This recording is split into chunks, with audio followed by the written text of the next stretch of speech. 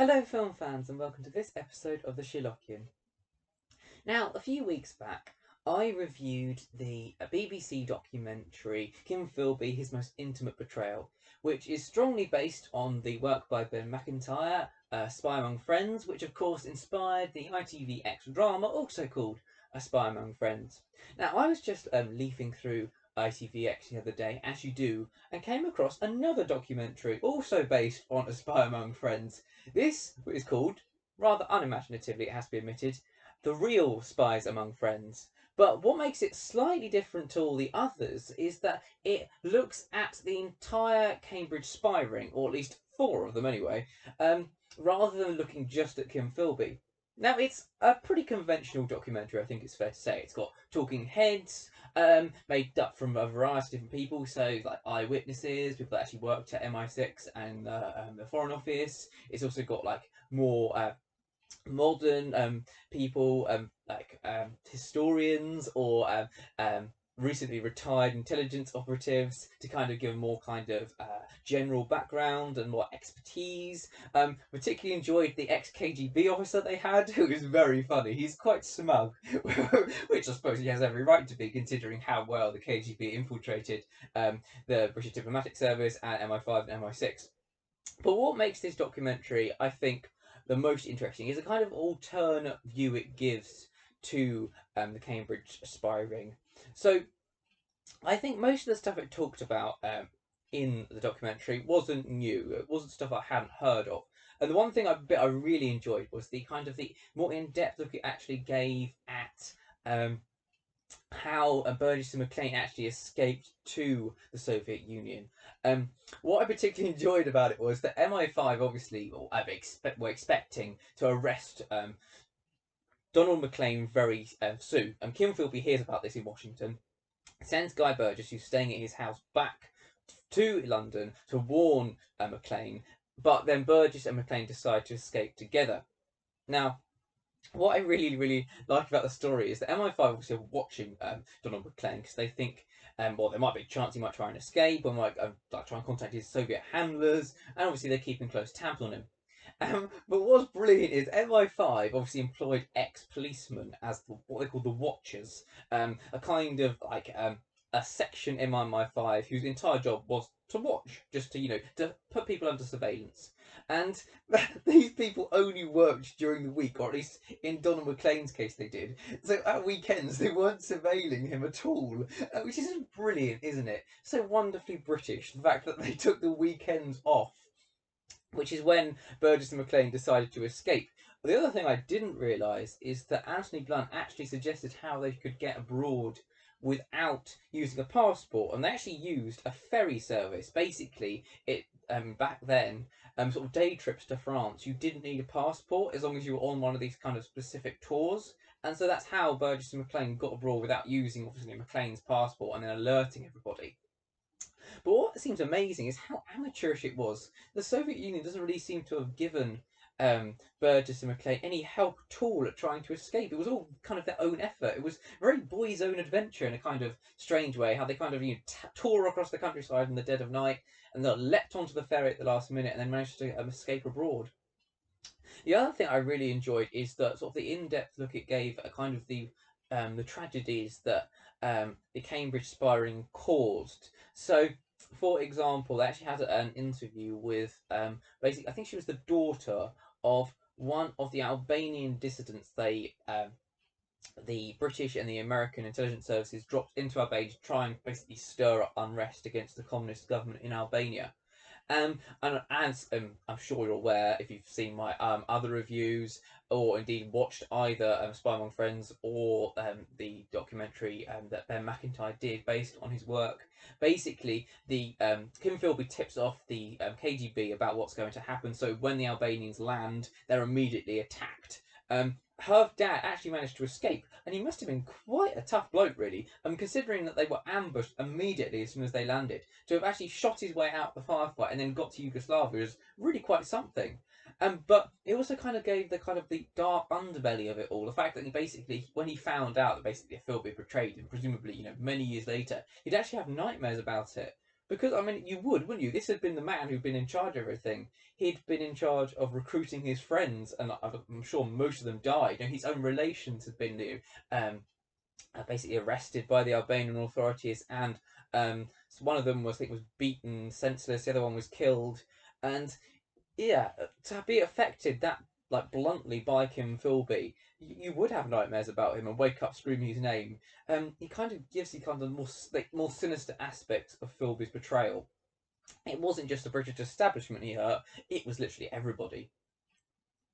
The other thing, I must admit, I didn't. I think out of the three different, so the show and the other documentary that Ben McIntyre did, Ben McIntyre is actually on this documentary, by the way, and he's very good. He's probably the best talking head on it. He's just like wonderfully calm, relaxed. He looks very stylishly dressed, and he gives a very good kind of in-depth information into the whole story, really. Um, but I think the other talking heads, some of them are just a bit kind of surplus to requirements. They've got two historians, obviously who know a lot about in the history of the intelligence services, and they certainly. I mean, I'm not going to start criticising your fellow historians because that would be rude. But one of the ladies did say, she said, if you'd been, writing as fiction, nobody would have believed it. I sort of thought, really? You must have got a very limited imagination. I mean, the idea of them being, spies, in the British establishment, is something that's gone back, way, way, into the 19th century. Boys' own fiction. The traitors within. What about the 39 Steps? I mean, that's all about German agents hiding out in Britain just before World War One. I mean, the idea of kind of moles within the establishment, that's a very old idea. The KGB didn't really do anything new. The idea of sleeper agents has probably gone way back into prehistory, I should think. So I have to say that while you certainly the documentary gives you a very good kind of respect for the KGB's handling of the situation. I can't say it shows that it being so spectacularly original that no one could believe it. I actually think it's all too believable, really. It just seemed a very odd comment to make, and I think it's one of the first talking head comments they actually make. So I suppose it just kind of made me curious. I kind of thought, well, it's a bit weird, really.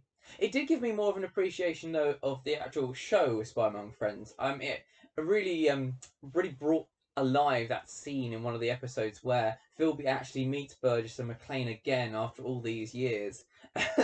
I really, really enjoyed the scene in particular in the toilet at that very kind of snazzy club where Burgess is getting drunk at, and Burgess and Philby go into the loo at the urinal together, and it's all very civilised and genteel. And then Philby, without warning, just hits him as hard as possible and leaves him on the floor. And he just rails him and says, you basically messed everything up for me, and it was never the same again after you'd left. And I was always outside, out in the cold after that. It's just a wonderful scene. It really brought back to me that scene when they showed that amazing interview with Guy Burgess, where he basically claimed he'd gone to Russia as a tourist. And you sort of think, honestly, did anybody really think they believe that? I mean, surely not. You'd be a moron to think that Burgess and Maclean had escaped abroad as tourists. But anyway, the other thing I hadn't ever realised as well, talking about Guy Burgess, is the fact that Burgess actually he wasn't really officially recruited. I mean, he was officially recruited, obviously, but he wasn't properly recruited in the sense that they thought he'd make a good spy. Obviously, Philby made an excellent spy. He was he was born to be a really good spy, and the same to a certain extent with Maclean. They actually in the documentary they kind of brush over the fact that Maclean was actually a bit of a loose cannon. He actually at one point got really badly drunk when he was I think he was in Cairo in Egypt, and he basically went nuts and I think went in one of his friends' apartments and basically ripped up all that underwear and stuff. So he wasn't quite perhaps as rational as that documentary lead you to believe. But he was certainly a better recruit than Burgess, who was obviously, a basically total alcoholic, and he was also gay as well, which you think for a spy is probably not the best kind of thing, at least at that time period. Mainly because it makes you very open to kind of being blackmailed. Although I suppose Burgess was so open about being homosexual that actually you couldn't really bother to blackmail him over it, could you? Because probably everybody knew anyway. But anyway, it doesn't seem like natural spy material, put that way. It does also bear quite they sort of forget. They talk about him at the beginning, and then they forget about him for long stretches, and then they talk about him again at the end, and that's Anthony Blunt. Obviously, Blunt is actually in the Spy Among Friends drama series. Is actually quite an important part of it.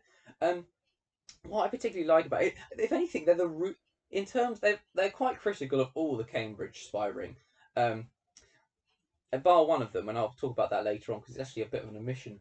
But Anthony Blunt, I think, actually gets it the hardest. I mean, Ben McIntyre is most scathing about Blunt. He says it was basically a disgrace that they basically gave him immunity in return for kind of basically not, airing their dirty laundry in public, and he carried on basically working for the Queen as I think what was he?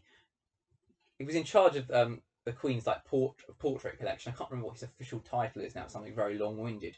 But basically, he carried on working for the Queen, and it was like as if nothing had happened until Margaret Thatcher ratted him out, which is brilliant because it's so in character of Margaret Thatcher to just have kind of gone roughshod over, all this protocol, over the fact they'd given Blunt immunity. She just goes, she was asked a question, but I think it was a Labour MP. It might have even been Dennis Healey. Was it Dennis Healey?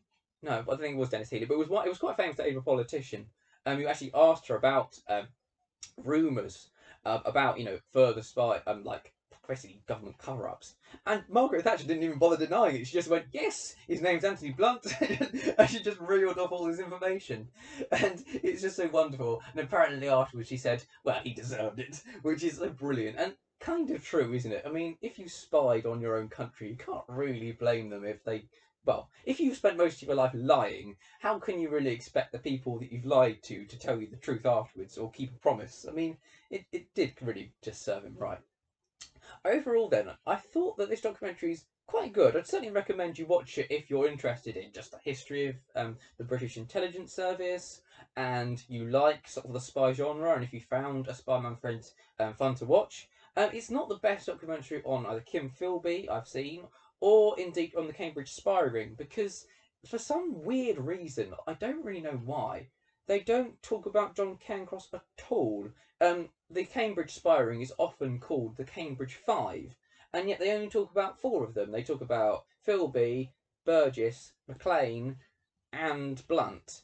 They don't talk about Cairncross at all, and maybe it's because Cairncross doesn't actually appear in A Spy Among Friends, the drama series. Although, as I mentioned in my review of that, there is a nice little Easter egg that he's actually on the list of spies, potential KGB moles that Elliot hands to Philby to kind of identify, which is a lovely little Easter egg. So they clearly had a link if they'd wanted to use it, and it just seems a bit weird to keep talking about the Cambridge spy ring and not talk about either the Cambridge Five, which is what they're more commonly called, or Cairncross at all. I mean, he wasn't the most flamboyant of the spy ring. I think it's fair to say. It's probably why he was the last to be caught, but he still bears a mention, surely. So that was a little bit weird.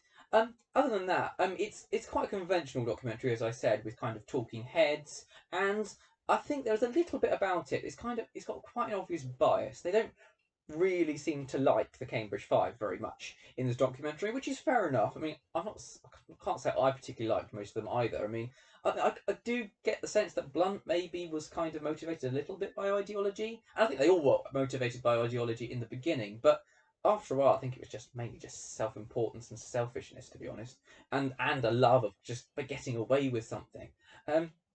But I think I found their biased tone a little bit annoying. I mean, you don't have to tell me that betraying your country is nasty, because it is, and you don't have to tell me that they hurt a lot of people by doing it. But it would have been more interesting, for me anyway, as a viewer, for them to try and delve into why they betrayed their country. They don't really talk about that a lot. They just sort of say, oh yeah, they all became communists.